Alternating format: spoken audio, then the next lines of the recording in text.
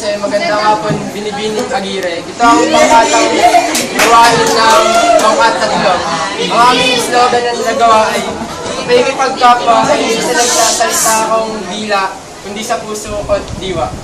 Sinasabi po ng slogan na mas mabuti po yung ginagawa mo isang kabutihan kesa lang po sinasabi mo siya o pinapangaral. Natulad na lang po ng halimbawa po, meron pong isang tao na sinasabihan, kunwari po, isang magulang, sinasabihan yung anak niya na dapat lagi kang magsimba, pero yung magulang po hindi nakakapagsimba.